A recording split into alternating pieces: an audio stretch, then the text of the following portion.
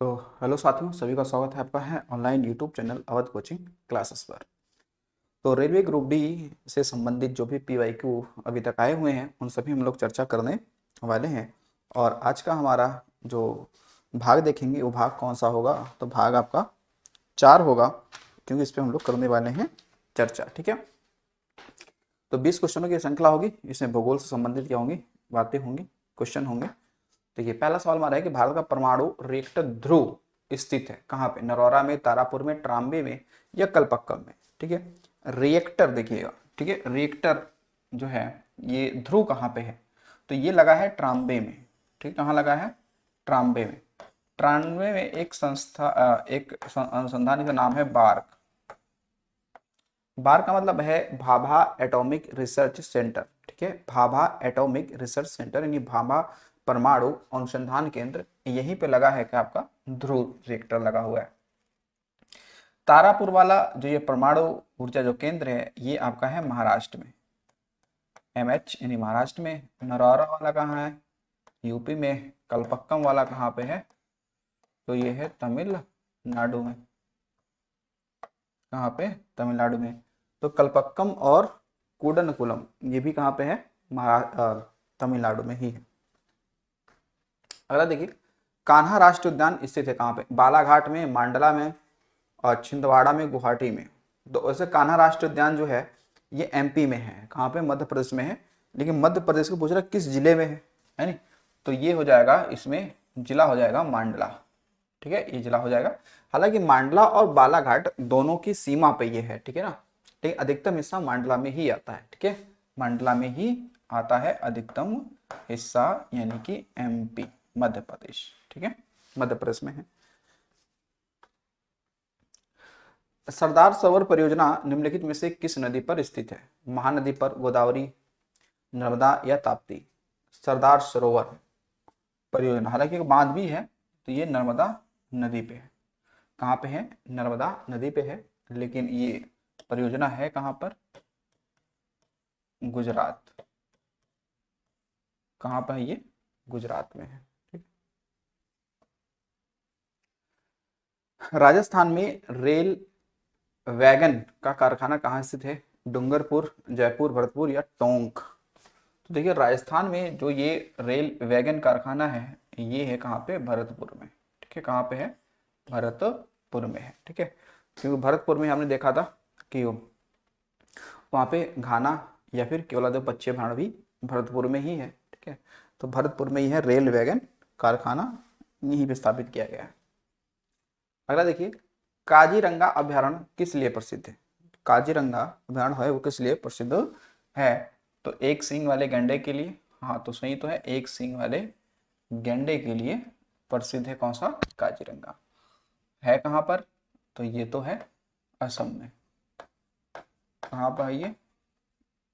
असम में है। ठीक है, कहाँ पे? असम में है।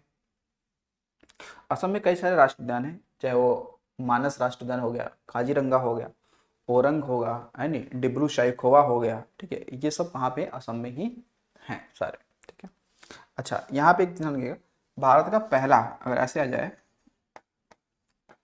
देखिए भारत का पहला तितली पार्क अगर पूछता है, तितली पार्क, तो कौन सा होगा? होगा बनेरघट्टा,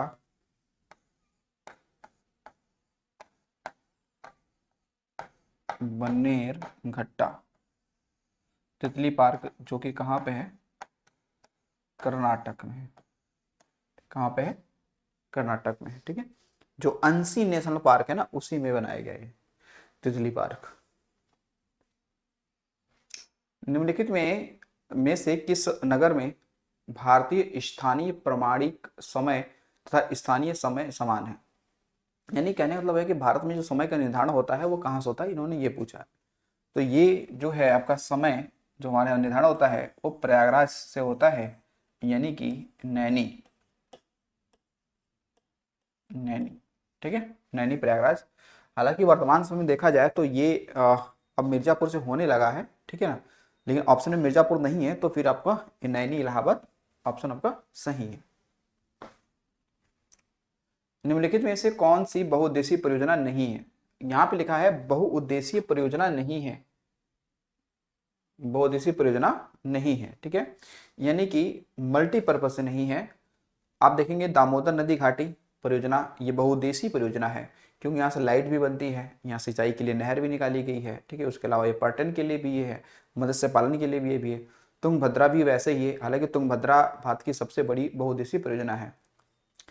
हीराकुंड परियोजना भी है। शिव समुद्रम परियोजना ये नहीं है। देखो शिव समुद्रम परियोजना ये सिर्फ और सिर्फ विद्युत उत्पादन की है। तो ये यहाँ से क्या होता है, ये विद्युत उत्पादन,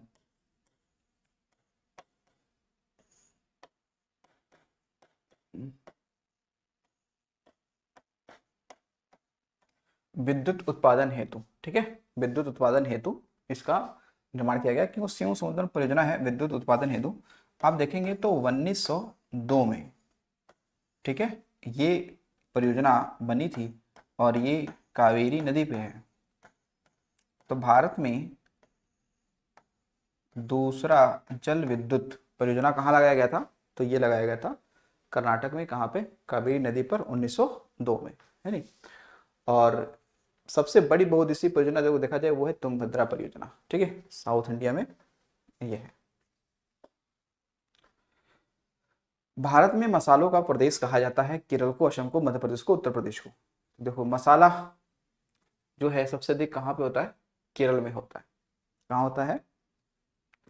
केरल में होता है, यानी कि भारत में मसालों का प्रदेश कहा जाता है केरल को।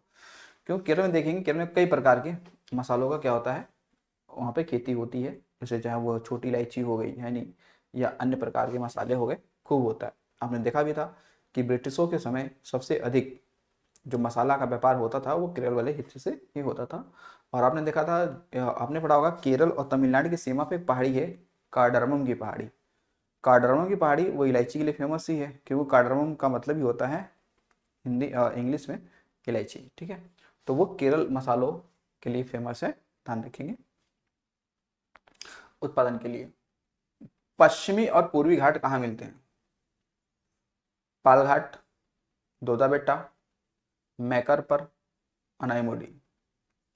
देखिए पश्चिमी घाट और पूर्वी घाट जो मिलते हैं, ये मिलते हैं नीलगिरी पहाड़ी पर, ठीक है। और नीलगिरी पहाड़ी पर, और नीलगिरी पहाड़ी की जो सबसे ऊंची चोटी है वो कौन सी है? दोदा बेट्टा है। कौन सी है? दोदा बेट्टा है, ठीक है। तो जैसे आप देखेंगे इस तरीके से,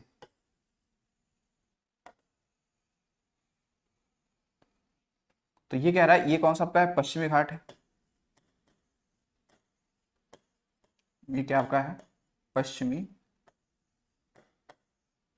घाट है। और ये आपका क्या है? पूर्वी घाट है, ठीक है।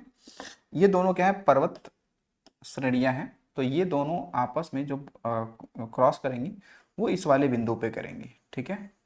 और ये क्या आपका है? नीलगिरी, नीलगिरी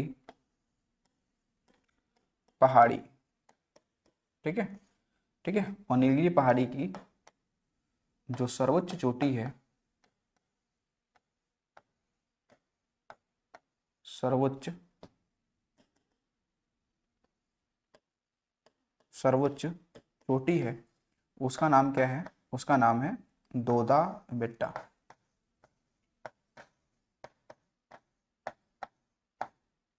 दोदा बेट्टा, ठीक है। लगभग ये आप देखेंगे तो कहीं ना कहीं 2600 आसपास में है, 2600 मीटर के आसपास में है, ठीक है। तो ये चोटी जो है ये तमिलनाडु में ही है। ये चोटी कहाँ पे है? ये चोटी तो तमिलनाडु में ही है, ठीक है। कहाँ पे है? तमिलनाडु में है, ठीक है। तो आपको ध्यान होना नीलगिरी पर ही ये आपस में दोनों मिलती हैं, ठीक है, पूर्वी घाट और पश्चिमी घाट। निम्नलिखित में से किसको लैंड ऑफ गोल्डन पैगोडा कहा जाता है? गोल्डन पैगोडा कहा जाता है जापान को, चीन को, इंडोनेशिया को, या म्यांमार को? तो देखिए गोल्डन पैगोडा जो हम लोग कहते हैं वो कहते हैं म्यांमार को, ठीक है। गोल्डन पैगोडा किसे कहते हैं? म्यांमार को, यानी कि हम लोग कहते हैं स्वर्णिम पैगोडा इसे कहते हैं म्यांमार को ही कहते हैं। ठीक है, तो म्यांमार के बारे में ये चीज ध्यान रखिएगा कि म्यांमार 1935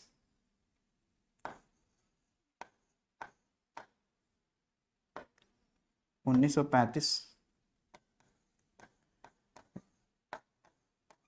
के एक्ट से भारत से क्या हुआ, अलग हुआ। यानी कि म्यांमार पहले भारत का ही क्या था, हिस्सा था, लेकिन 1935 जो भारत शासन अधिनियम 1935 आया उसके तहत हमने इसको एक अलग ही देश का दर्जा दिया। ठीक है, तो म्यांमार उसका देखेंगे, म्यांमार में आप देखेंगे ये यहाँ पे बौद्धों की संख्या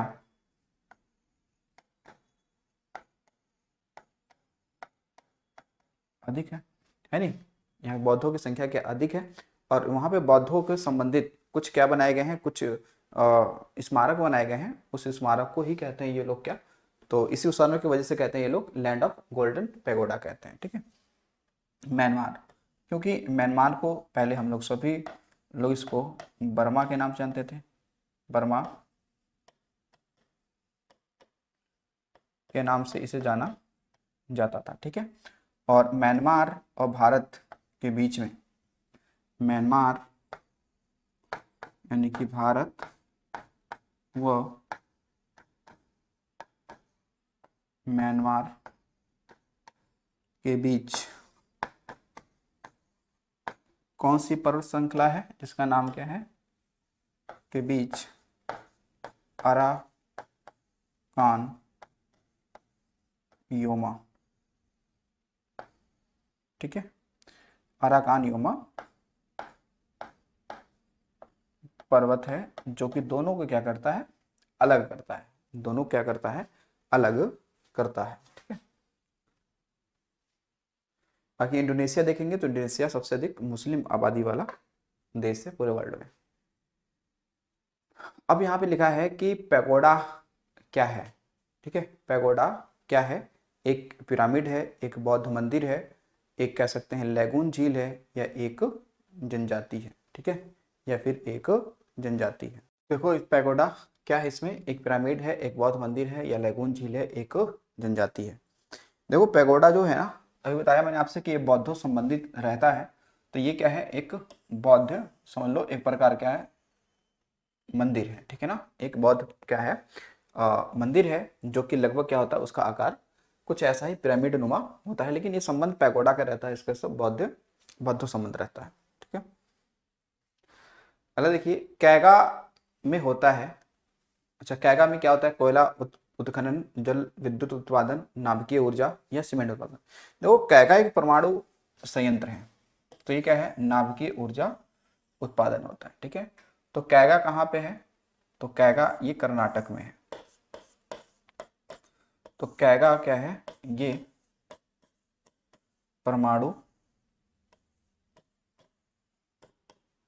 ऊर्जा केंद्र है,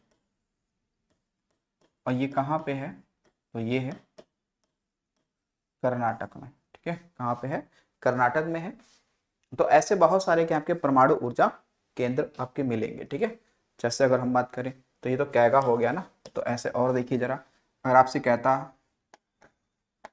रावत भाटा परमाणु ऊर्जा केंद्र ये कहाँ पे है, तो बताते ये है राजस्थान में है। ठीक है, कहाँ पे, राजस्थान में है।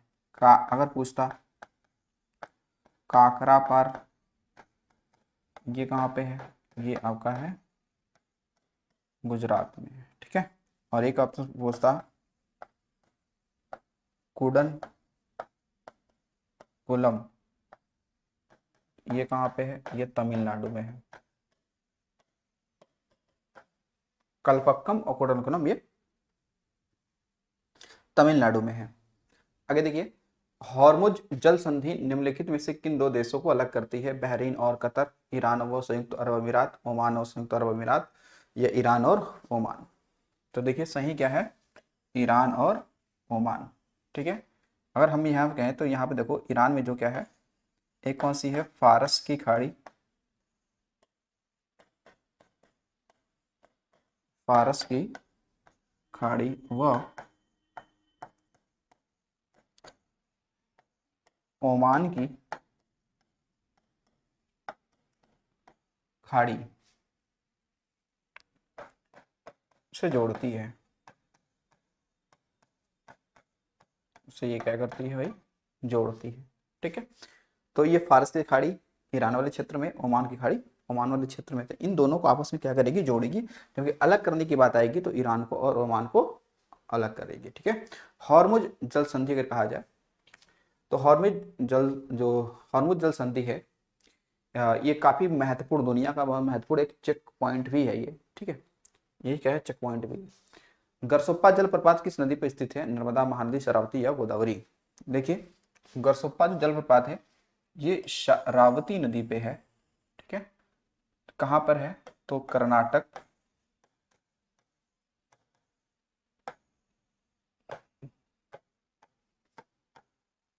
कर्नाटक के सीमोगा जिले में है ये। ठीक है, तो कहाँ पे है, कर्नाटक के शिमोगा जिले में है कौन सा, गरसोप्पा जल प्रपात। ठीक है, जिसको हम लोग अन्य नाम भी कहते हैं इसे। ठीक है, जोग भी कहते हैं या महात्मा गांधी जलप्रपात भी कहते हैं, इनके कई सारे नाम हैं। तो ये शरावती नदी पे है और भारत का सबसे ऊंचा जलप्रपात अभी माना गया है कि यही है। ठीक है, यही है। गारो और खासी पहाड़ियां किस पर्वत श्रेणी के भाग हैं, कह रहा कि सतपुड़ा, हिमालय, पश्चिमी घाट या पूर्वी घाट। तो देखिए जो गारो और खासी पहाड़ियां जो है, ये कह रहे किसके मतलब पार्ट हैं। तो हालांकि गारो खासी पहाड़ियां ये हैं हिमालय, वहाँ पे मेघालय में है। ठीक है, तो ये जो पहाड़ियां हैं गारो खासी की मैं अगर बात करता हूँ तो ये कहाँ पे है, तो ये है आपका मेघालय में।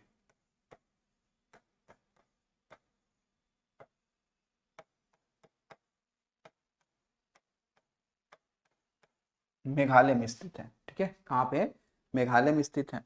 गारो खासी जयंतिया और मिकिर, ये देखेंगे तो ये पश्चिम से पूर्व की एक पहाड़ियां ही हैं जो कि कहाँ पे है, मेघालय में स्थित है। लेकिन ये कह रहा है पार्ट किसका है, क्या पश्चिमी घाट का है कि पूर्वी घाट का है या सतपुड़ा का है। तो देखिए यहाँ पर आप देखेंगे तो सतपुड़ा का तो नहीं है। ठीक है, और ये पश्चिमी घाट का भी नहीं है। तो अब यहाँ पे देखेंगे तो अब ये पूछ रहा है कि मेघालय में स्थित है। तो हमने एक चीज आपसे आपने पढ़ा होगा कि जो शिलांग का पठार है, शिलांग कहाँ पड़ता है, शिलांग पड़ता है आपका मेघालय में। जो शिलांग का पठार है वो कहीं ना कहीं क्या है, पूर्वी घाट का ही क्या है, हिस्सा है, पूर्वी घाट का हिस्सा है। तो यहाँ पे जो गारो और खासी पहाड़ियां हैं, यानी कि ये श्रेणी जो है ये आपका क्या है, पूर्वी घाट का ही क्या है, हिस्सा माना जाएगा। किसका, पूर्वी घाट का हिस्सा माना जाएगा, जो मालदा गैप द्वारा, ठीक है, जो मालदा गैप द्वारा क्या हुआ है, एक दूसरे से अलग हो गए हैं। ठीक है, तो आपको लगेगा कि वो हिमालय वाले क्षेत्र का है, जबकि ये है कहाँ पे, पूर्वी घाट का। ग्रीन पीस क्या है, ग्रीन पीस ब्रिटेन में एक राजनीतिक दल है, एक लॉबी है, एक प्रकार का रासायनिक उर्वरक है, पर्यावरण संरक्षण के आंदोलन से जुड़ा एक क्या अंतर्राष्ट्रीय संगठन है। देखिए जो ग्रीन पीस है ना, ग्रीन पीस ये क्या है, पर्यावरण संरक्षण के आंदोलन से जुड़ा हुआ एक अंतर्राष्ट्रीय संगठन है। और ग्रीन पीस की मैं बात करूं, जो आपका भी ग्रीन पीस है,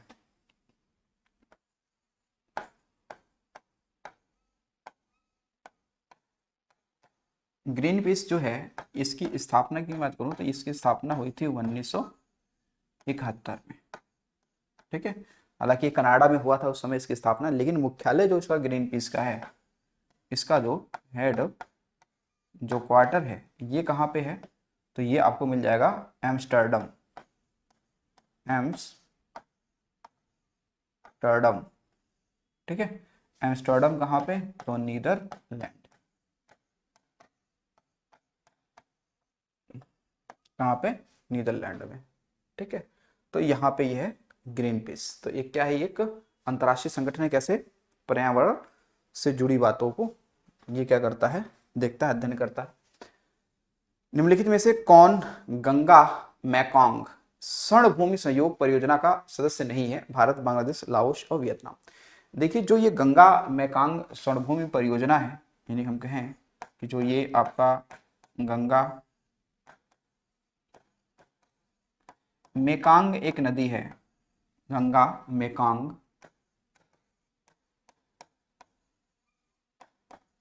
स्वर्णभूमि सहयोग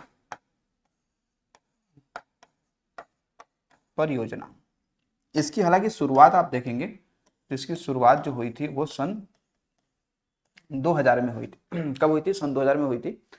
और मेकांग एक नदी है, हालांकि मेकांग नदी हालांकि ये देखेंगे तो 6 देशों से इसका प्रवाह है, ठीक है। निकलती चीन से है और मुहाना बनाती है वियतनाम में आकर, तो 6 देशों से गुजरती है मेकांग नदी। और मेकांग नदी देखेंगे तो जो उत्तर पूर्व आपका जो देश है या हिस्सा है या आसियान कंट्री है, वहाँ की सबसे लंबी नदी कौन सी है? मेकांग नदी है।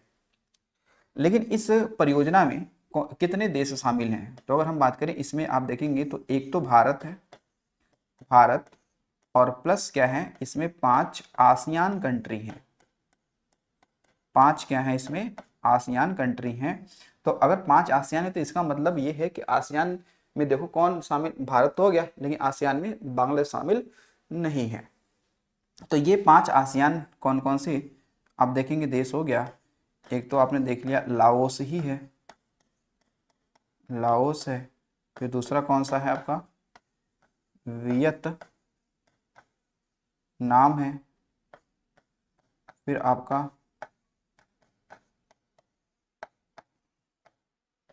कंबोडिया है। फिर म्यांमार है। और फिर आपका थाईलैंड है। फिर आपका कौन सा है? आपका थाईलैंड है। तो ये सारे हो गए आपके, ठीक है। अच्छा वियतनाम हो गया, अच्छा 5 इसमें हो गया ना, हाँ 5 हो गए, 5 ये भारत ये ठीक है। तो ये ध्यान रखेंगे। मेकांग क्या है? मेकांग ये एक प्रकार की नदी है, ठीक है। तो मेकांग जो नदी है, ध्यान रखिए, मेकांग जो नदी है, मेकांग एक क्या है भाई? नदी है, यानी जो 6 देशों से जो 6 देशों से ये क्या करती है? गुजरती है, ठीक है। तो ये देखेंगे चीन से निकलेगी, चीन से निकलती है, चीन से इसका क्या है? ओरिजिन पॉइंट है, ठीक है। और वियतनाम, वियतनाम में इसका क्या है? एंड पॉइंट है, ठीक है। इसका एंड पॉइंट कहाँ पे है? वियतनाम में हो जाएगा, ठीक है। चलिए अगला देखिए सवाल भाई, देखते हैं। अगला सवाल हमारा है कि विश्व का सबसे बड़ा द्वीप निम्नलिखित में से कौन सा है? अंडमान निकोबार द्वीप समूह, फिनलैंड, आइसलैंड, ग्रीनलैंड। अब देखिए सबसे बड़ा वो है कौन सा है? वो है ग्रीनलैंड। तो ध्यान रखेंगे कि ग्रीनलैंड जो है ये कहाँ पे है? तो ये कहेंगे ये है भाई आपका कहाँ पे? तो आर्कटिक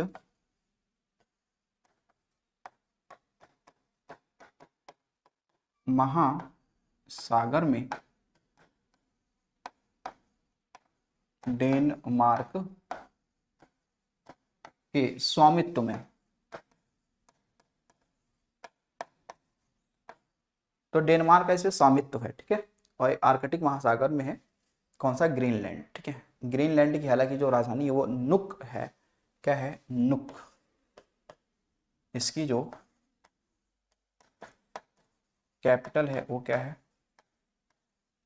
नुक, है नहीं, ये है नुक। तो ग्रीनलैंड ही बताना है। अच्छा भौगोलिक रूप से अगर आप देखेंगे ना इसको, देखिए अगर ये भौगोलिक रूप से देखेंगे तो ये उत्तरी अमेरिका महाद्वीप का हिस्सा है। और देखें इसको हम ये कहें कि ये भौगोलिक रूप से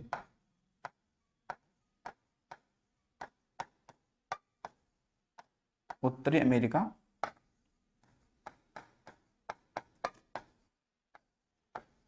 महाद्वीप का ये क्या होगा? हिस्सा है ये, ठीक है।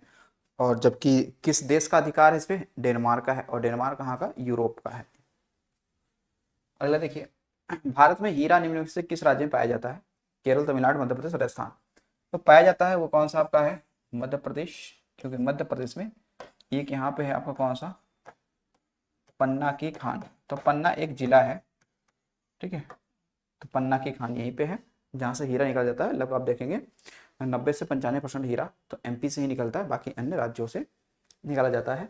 और इसके अलावा आपने एक सुना भी होगा गोलकुंडा की खान, हालांकि अब तो ये एक्टिव नहीं है।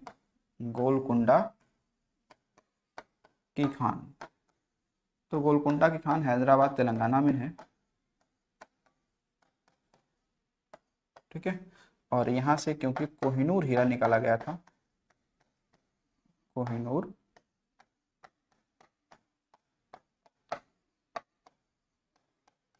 हीरा निकाला गया था, ठीक है, यहाँ से निकाला गया था, ठीक है। तो एक चीज आपको ये भी ध्यान रखना इस चीज को लेकर कि जो हीरा है, हीरा एक अधातु है न कि धातु है। ध्यान रखना, हीरा एक अधातु है, क्यों? कार्बन का पर रूप है इसलिए। तो हीरा, ठीक है, सबसे कठोर क्या है? पदार्थ या फिर तत्व है, लेकिन धातु नहीं है, ठीक है ना, क्योंकि यह धातु है, ठीक है। सबसे कठोर धातु पूछेगा, सबसे कठोर धातु पूछेगा तो आपको बताना है क्या? प्लेटिनम, प्लेटिनम, ठीक है। क्या बताना है? प्लेटिनम बताना है, ठीक है। आ जाओ चलते हैं अंतिम सवाल, यानी कि क्वेश्चन नंबर 20। जब कोई व्यक्ति ध्रुवीय क्षेत्रों से भूमध्य रेखा की ओर आता है तब क्या होता है? बताओ। पादपों और पशुओं की भिन्नता घटती है, पादपों की भिन्नता घटती है लेकिन पशुओं की भिन्नता बढ़ती है। पादप और पशुओं जाति समरूपता रहती है, पादप और पशुओं की भिन्नता बढ़ती है। तो देखो भाई, जब एक भौगोलिक क्षेत्र से दूसरे भौगोलिक क्षेत्र में आप जाएंगे तो वहां पर चाहे पादप हो चाहे पशु हो, इन दोनों में जो विविधताएं होंगी वो आपको बढ़ती हुई नजर आएंगी, है नहीं? पता चला कि आप जो ध्रुवों की ओर जाएंगे, एक रेगिस्तान में जाएंगे, तो दोनों जीव जंतु पेड़ पौधे सारे में वेरासिटी मिलेगी आपको, ठीक है। दोनों में बहुत ज़्यादा भिन्नता दिखाई पड़ेगी, ठीक है। तो चलिए देख भाई, हमारे ये 20 क्वेश्चन हो गए। मिलते हैं अगले वीडियो में, आज के लिए इतना ही। Thanks for watching.